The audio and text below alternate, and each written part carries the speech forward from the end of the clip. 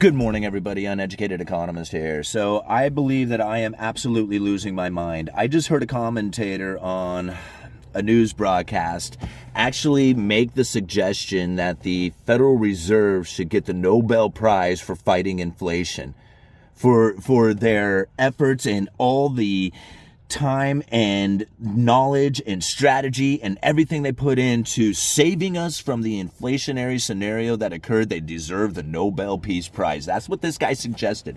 That's the level of understanding that this person has over the monetary policy strategies coming from the Federal Reserve. It is completely asinine. I don't know how I don't know how this ended up occurring. Like, the mainstream corporate media is so good at propaganda that this dude literally believes that the Federal Reserve should get a Nobel Peace Prize for shooting themselves in the foot, creating a situation in which that they were begging for. They needed inflation. They were begging for it. They absolutely had to have it. Everything that the Federal Reserve has been doing over the last couple of years are tools that they described 20 years ago that they would use to fight deflation. Everything that they are doing is a deflationary fight. All the inflationary scenarios that we have experienced over the last couple of years was a desperate attempt to save themselves. And this guy believes that they deserve a Nobel Peace Prize for that? Think about all the pain and misery and destruction that has taken place over the last couple of years for a desperate attempt for the central banking system to save themselves from a debt collapse. And they deserve a Nobel Peace Prize. This is the type of thinking that is coming from a lot of people out there. Everybody has missed it. Everybody has absolutely missed what it is that the Federal Reserve is attempting to do with their monetary policy strategies. It goes back decades. I cannot possibly describe it in a 10-minute video. I have been putting these things together for so long now that if you do not see it, you have to go and read it for yourself. There is documents going back 20 years that describe this exact scenario. When the Federal Reserve hit the lower bound of zero, when inflation was running persistently too low, they were running out of traditional monetary policies, and that they would have to do something in desperation to create the inflationary scenario in order to save themselves. It worked. And here everybody believed that they failed. Failed at what? Saving themselves? It totally worked. This guy believes that they deserve a Nobel Peace Prize for literally saving themselves. Now, granted, I understand that by saving themselves, they save the system, and saving the system is literally saving people's ways of life. But this way of life is such in a precarious position. People have no idea how close to the edge we are at any given moment. See, this is where all the conspiracy theories really start to land in, and you find people who are diving into precious metals and guns and bullets and food, supplies, getting ready for this major collapse. But this is how close to the edge we really are when people actually believe that the Federal Reserve needs a Nobel Prize for saving themselves from a deflationary scenario that caused so much pain and destruction to people. And he says, God, they deserve a prize? My goodness, what kind of delusional thinking is going on in this world? It just blows me away. You know, I mean, I don't mean to sound like, I don't know. I mean, maybe I'm the conspiracy nut, right? Maybe I'm the delusional one. I mean, I don't know how that is when I can stack up Federal Reserve documents from their own words talking about the scenarios that we are experiencing today. It should not come as a surprise to anybody.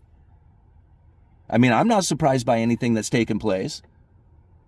I go back and I look at some of my videos that I have been making years ago, describing some of the events that we were going to have, much like the Federal Reserve saying that they were expecting supply to come back in a meaningful way, and that it was much more difficult than they thought, and that it carried inflation on longer than they were expecting. Geez, who said that?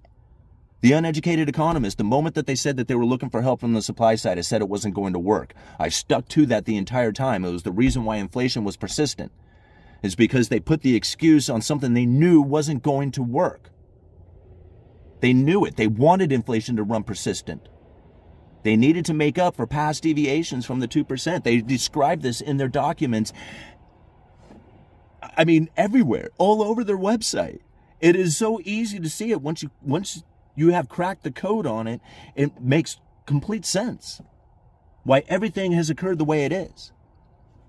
You know, we want to blame it on politicians. We want to blame it on, environment. We want to blame it on social aspects of things, when it was perfectly described over the last 2 decades, spanning administrations. This monetary policy strategies can care less who's president. You know that, right? That's one of the reasons why I'm able to see it so clearly, is because I don't care who the administration is. That is not important to the monetary policy strategies that go back decades, with a plan in place that has to span future decades without deviation. This plan will go forth, regardless of what's happening out there. You know? It was easy to see. 2019, nobody knew what was going to happen, and the Federal Reserve was saying they were going to let inflation run extra hot, extra long for an extended period of time. In August of 2020, before the inflationary scenario, before that took place, Jerome Powell made a speech talking about how it is that they are going to switch from inflation targeting of 2% to average inflation rate over time, and they will have no metric for figuring out what 2% average inflation rate over time is. This is literally their own statements. Everybody who says that they know what the 2% target is, or what the Federal Reserve is going to do once they have achieved their 2% target, is delusional, because there is no mathematical formula for figuring out what the 2% average inflation rate is over time. And believing that they are going for a target is not the monetary policy strategies coming from the Federal Reserve. That is their own delusional thinking. And it's literally 99% of the people out there. All right? I don't know how it is that this dude sitting in a 99 Ford Explorer, sitting there pouring through documents. I mean, when I keep looking back, you see this, guys? All right? These are all speeches from the Federal Reserve, stacks of them here, that I have read trying to come up with this monetary policy strategy to understand the Federal Reserve from their position. Nobody sees it. Nobody does. I hear people blaming Jerome Powell, like even the idea of removing Jerome Powell because he is no good for the United States or the monetary policies or anything else coming around is complete delusional thinking. He is a voting member on the FOMC. There's 12 voting members, and there is 5 alternates, and they vote on monetary policy, and Jerome Powell happens to be one of them, and he is the spokesperson for the FOMC. Getting rid of him will do nothing, changes nothing of the monetary policy strategy. This is very important information to understand, right? At least the concept of it. Listening to commentators like the one down below, I'm going to leave a link down in there. This guy is literally no clue. Everything that he is, like, I cannot believe he is operating this blindly through life. Like, I don't understand how it is that he can have confidence in the things that he is saying being this inaccurate with his description of what it is that's taking place within the Federal Reserve. It's scary almost.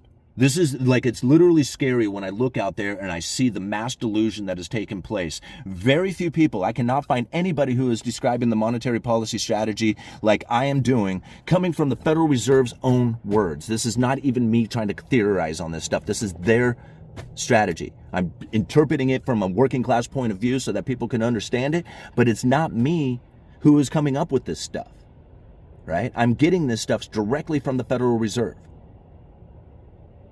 And this is something very important to understand, because most people are literally regurgitating information that they're getting from each other. Have you ever played the game of telephone? You wonder why it is that this information out there that people are receiving is so confusing and makes no sense to anybody, is because they are not hearing the truth. They're hearing somebody's opinion, this warped idea of what it is that has been interpreted that the Federal Reserve is trying to do. Everybody's got it wrong. Literally everybody that I have listened to has got it wrong. Right? Which makes me wonder, is this like, man, am I the delusional one? I don't know how that is. I mean, I don't know how it is that I can continue to read stuff like dollar funding stresses in China written from the Federal Reserve, right? In this, they talk about the dollar-denominated debt that exists around the world. Does anybody realize how much demand for dollars exists? Do they realize? They don't even realize that the Federal Reserve cannot print at a pace that is fast enough to pay off all those debts. That's what's scary about it. And people don't see that. They think there's so much money out there because of this inflationary scenario that has occurred that is going to completely destroy their lives. They don't realize how much dollar-denominated debt actually exists out there. And that the truth of the matter is that if people were to try to get out of that dollar-denominated debt, it would really literally destroy this nation because of how strong the dollar would become. And it's so far off of a concept for people to understand that. It's like people hear those words, what I just said, and it just blows their mind. They're like, what in the world did he just say? Right?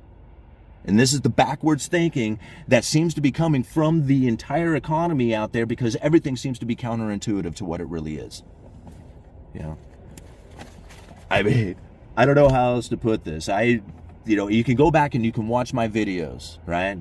If you just watch them all, I have all the information. The links are down in the description. Yeah.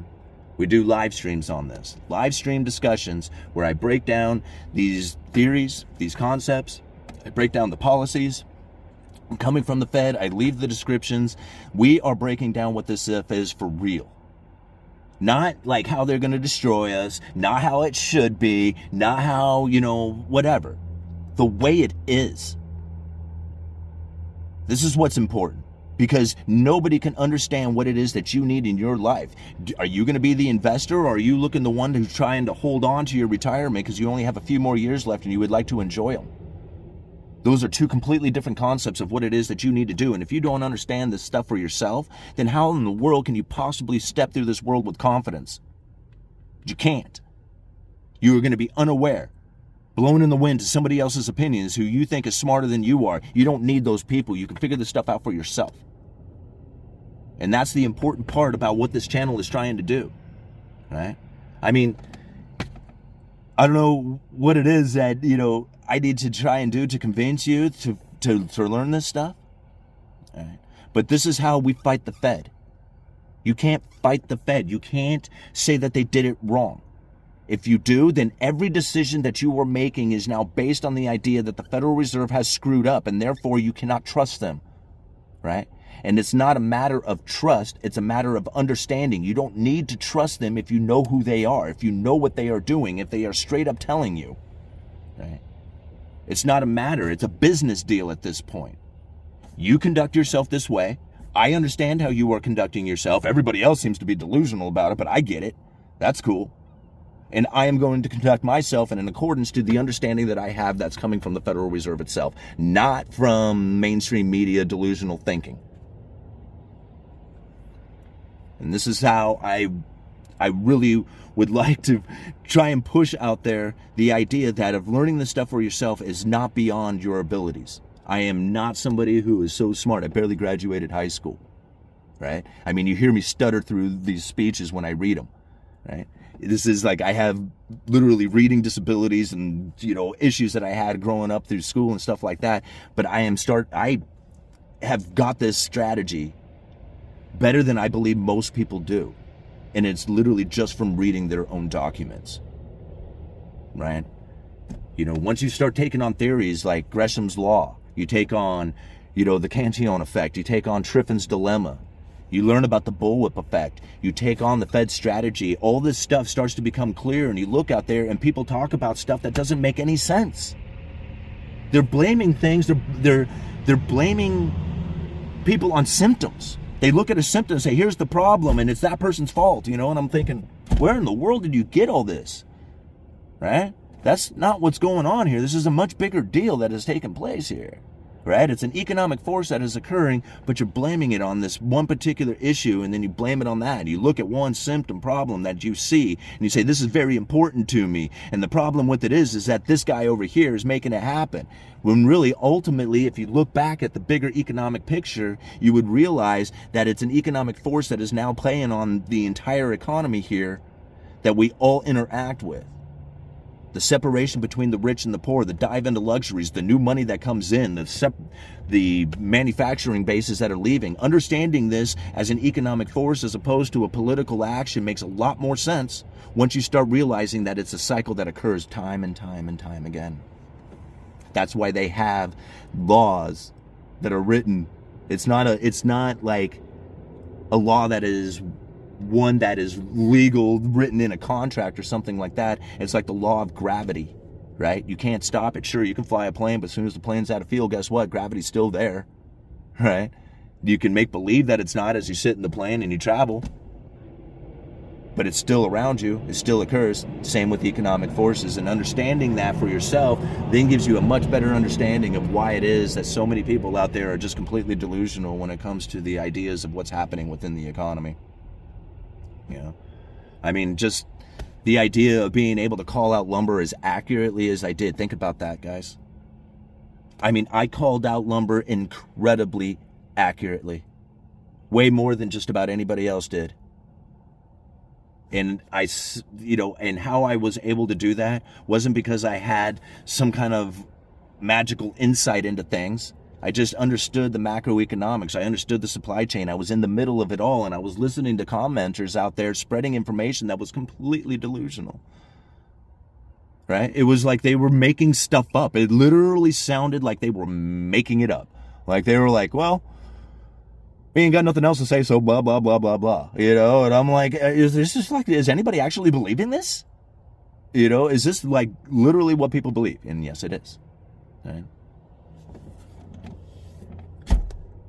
Anyway, nice little morning babble for you guys. Uneducated economists. I got to go to work. You let me know.